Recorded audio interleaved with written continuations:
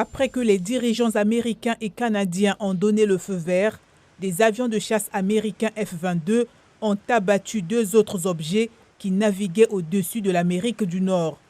Après avoir été informé par le conseiller à la sécurité nationale, Jake Sullivan, le sénateur démocrate Chuck Schumer a déclaré dans l'émission This Week d'ABC qu'on croit désormais qu'il s'agit de ballons, mais pas aussi gros que le ballon espion chinois abattu la semaine précédente.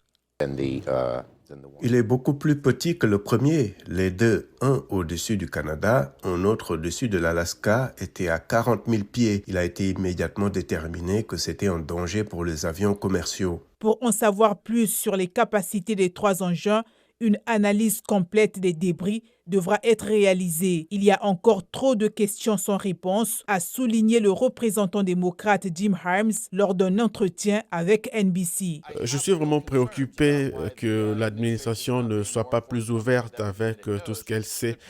Mais une partie du problème ici est que les 2e et 3e objets ont été abattus dans des endroits très éloignés. Donc, je suppose qu'il n'y a tout simplement pas encore beaucoup d'informations à partager. Compte tenu des circonstances, les systèmes de défense américains devraient être renforcés, a déclaré le représentant républicain Mark Turner à CNN.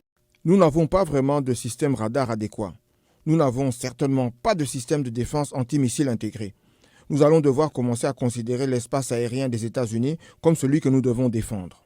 Le représentant républicain James Comer a de son côté confié à ABC qu'il est heureux que l'administration Biden prenne la question au sérieux, mais qu'il y a de plus gros problèmes à résoudre avec la Chine. Leur armée continue de croître et de se développer alors qu'elle poursuit son initiative Ceinture et Route partout dans le monde où elle essaie de créer une économie mondiale dominante. James Comer faisait référence aux investissements controversés de la Chine dans des projets d'infrastructure dans plusieurs pays. Les responsables du Pentagone disent que l'objet abattu au-dessus de l'Alaska est tombé dans les eaux gelées. Ils s'attendent à ce qu'il soit récupéré plus rapidement que le plus gros ballon abattu au-dessus de l'océan Atlantique. De leur côté, les forces canadiennes sont en train de récupérer l'objet abattu au-dessus du territoire du Yukon.